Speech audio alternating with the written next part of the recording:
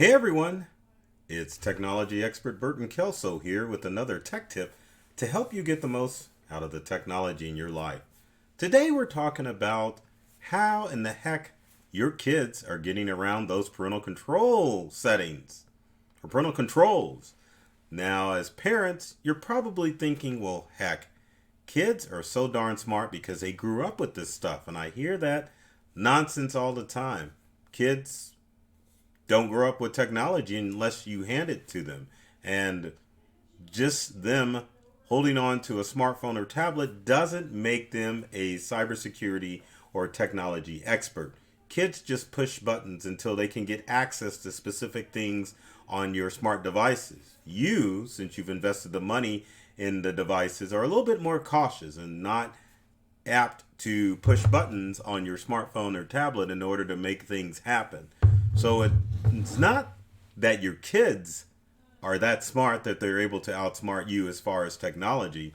It's because you're making it too easy for them, and parental control software is not able to do the things that you want it to do, which is to be able to just at a click of a button from your smartphone to see exactly what your kids are doing on their devices. The problem is tech companies just aren't able to move that fast in order to keep tabs on what other tech or social media companies are doing. And also, too, kids just make it a habit to get on those devices and they are just on them all the time. So they just want to get on tech. And you can't blame them. But it is a problem because technology is so addictive, especially to young minds, that they just can't let go. And when you're in a desperate situation, you, regardless what age you are, you're going to figure out a way around it. And so that's what's happening with kids and technology. So you really, as a parent, need to make sure that you are doing things in order to keep them where they need to be and away from places they don't need to be on the internet. Now, Android users, show of hands. That's not me, but I'm just saying raise your hands. Take a look at probably one of your favorite apps, which is the Google Family Link. Family Link is Google's version of parental control software that will work on any Android tablet or a smartphone. But the problem is that it only does a limited amount of stuff. Same thing with Apple's family sharing. I don't know why I always forget that name. But the same thing with family sharing. Yes, you want it to do some stuff, but it's not going to do everything that's on there, or that you want it to do. So let's give a little history about how parental control works and what your kids are doing to get around your parental controls. One other area that has parental control software built into it is your streaming services.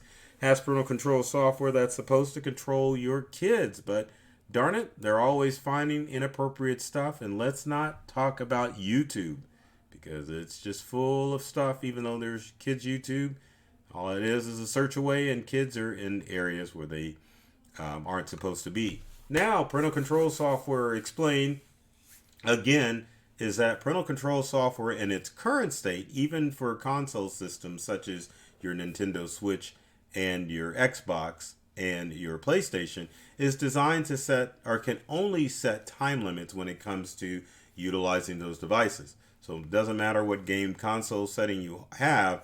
Most parental controls can set the time that they can utilize their device. They can also set the parental age of the games. So there's a rating system. Parents, if you haven't paid attention, you need to look at those cartridges.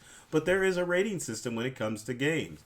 And you can set your console to follow the rating system when it comes to video games. So if there's mature games out there you don't want your kids to play on, set it, and they won't be able to play on them. Now, other things that parental control software can do is to keep you away from inappropriate websites. And those are pretty consistent across the web because most websites have those built in. The challenge that you run into is that parental control software can't monitor chat when it involves social media and video games. And it's limited as to what you can do as far as text messaging is concerned. And sometimes even the apps that are downloaded from the Google Play Store or even from the Apple App Store. Now, how are these sneaky kids getting around your devices even though you've got parental control software? Well, one is so simple you never think about it. But kids sometimes just simply reset their devices back to factory default. Kids are smart enough to know that if you've got an Android device or even an Apple device, you can reset it back to factory defaults and gain access to all areas of that device. Now, we'll say with Apple, if it has a password on it, it is virtually impossible to reset that device without knowing the Apple password. And we're going to talk about how kids are getting around that later. But for most kids, it's just a simple matter of just resetting that device back to factory defaults to get access to full areas of the device.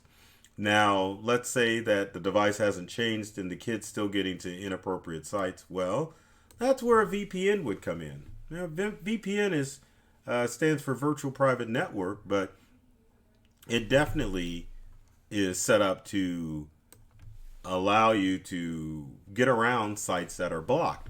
So if you're overseas and you can use a VPN to get past parental settings. You can use a VPN to hide your IP address when you're on the web at home. But a VPN works for kids is that if you've got your router set up, kids can definitely go around the router and they can access the sites that they want to, regardless what they're using, except for console systems, because they don't make VPNs for that. Hardware VPNs, yes, but specifically for kids, no. There's no VPN for doing that.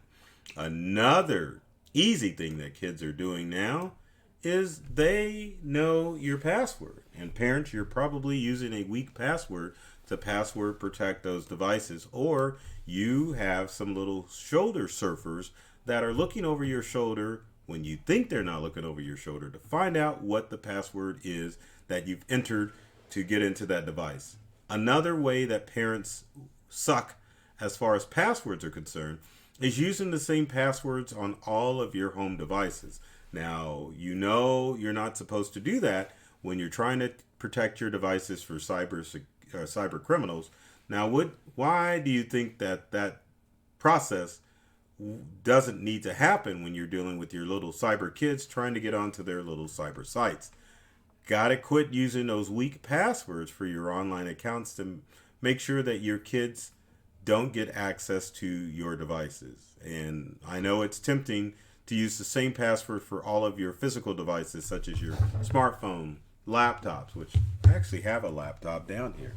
But anyway, laptops, tablets, you name it. If you're using the same password for all of those devices, you're definitely setting yourself up for failure when it comes to parental controls for your kids and keeping them safe.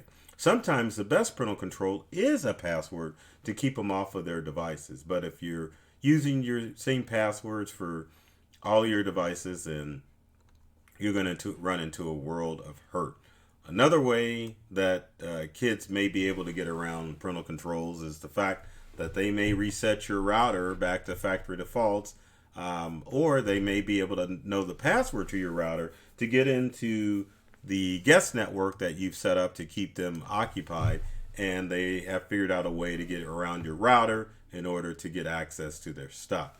Now, routers are a little bit complicated process, but you definitely need to make sure that you have some parental control settings on your router, or have a guest network so that you can turn off their settings when they want to get on the internet, and make sure that you keep your router password safe and secure so kids aren't going to places that they shouldn't be going.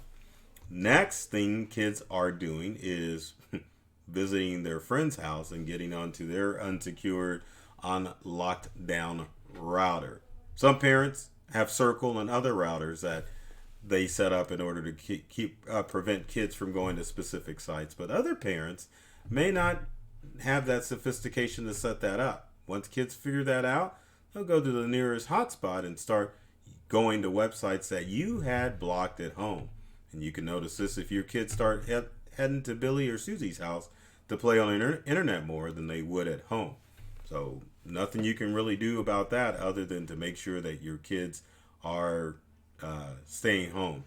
And there's a big issue, not necessarily with apps on the smartphone, but just the simple fact that these devices are mobile. I think most parents think that they can lock down their devices at home and keep kids away from the sites that you have blocked. But you have to remember, these are mobile devices, and kids on a smartphone can go just about anywhere in the world and get access to stuff, especially if you have issued your child a smartphone that has a cellular connection built into it. It means that they can get off the home Wi-Fi and use a cellular connection in order to access sites that you may have blocked at home. And it needs to be said that part of the problem of utilizing or not utilizing strict parental controls for your kids is the fact that most of these online accounts that you have access to your credit cards. So if your kids want to get access to some V-Bucks or to some other online currency, they can definitely just log on to your accounts, get authorization to make purchases online, and it really does cause problems. So I know what you're thinking when it comes to this video, and that is, what is the best parental control software out there? And the problem is, there isn't one. There's a ton of them listed out there, like Net Nanny, and there used to, I forget the name of another one, but Net Nanny was one of the good ones. There's Bark, there's Circle, there's a lot of different parental control processes that basically are out there to make money, but there is no one parental control app that is going to block your kids from all that you want them to do versus the sites that they go to. Again, like I said at the beginning of the video, if you utilize the built-in parental control software for your iPhone and your Android app or Android phone, it definitely can put you in a situation where you can set time limits for those devices. But in the end, you, my dear parent, are the best parental control that your child could have, because that means that you need to get in the habit of actually grabbing your kids' devices and looking at them to verify that they aren't going to sites that they're not supposed to. This means that if you issue your kid a smartphone, you need to sit down and have a talk as far as what rules they need to follow when it comes to having access to a smartphone or any other smart device out there. That way, kids aren't disappointed when you tell them that there's a specific time they need to get off their devices. The fact that they don't need to password their devices, or if they do, they need to give you the password to the device so that you can look at it whenever to find out what sites that they're going to. Also, that also means as a parent, you need to take devices away at night. There should be no screens, and I'm talking about TVs, in your kid's room. There's too much of a distraction, and too much technology can cause physical and psychological issues with your kids. So at nighttime, set a time when it's time for electronics to come off and to go in your room, so that way your kids aren't spending all night playing Fortnite, Clash of Clans, or any other apps that are out there, like Minecraft. So it's a challenge, I know, but the simplest parental control, to be honest with you, and I'm a parent, is just to simply take those devices away and set time limits. Also, when it comes to responsibilities around the house, make sure that your kids don't have their devices so that they can get their responsibilities done and then access their devices. When it comes to device use, you probably want to set a daily limit of an hour, but sometimes that is too much. Some parents do 2 hours, but usually an hour a day, if that, is enough time for a kid to get access device. So remember, when it comes to parental control apps, your kids probably know how to get around them, but also too, don't think that you're going to go out and purchase one and think that, oh my goodness, my kids are not going to get able to get past this. Because remember, when it comes to software, all manufacturers are trying to do is to make money. There's no guarantee that the parental control is going to do what you want it to do, and no parental control software can make sure your kids not being naughty on the internet. So parents, make sure that you are following the steps that I've showed in this video, and then that way can definitely keep your kids safe and secure on the internet. It means looking at their devices rather than relying on software to monitor them means that you can know if they are cyber bullies, if they're being cyber bullied, and also knowing if online predators are trying to get in contact with them, because no social media manager or no social media company is going to allow parental controls to see what's going on in the chats, and that's where a lot of your activity occurs. Same thing if your kids are playing console games, that action is going on in the chat room rather than in the actual game world. So regardless of the game, keep that in mind, that look at the chat log to see what's going on. So with that said, if you've got comments or questions about how in the heck your kids are getting past parental controls, leave them in the comment section below.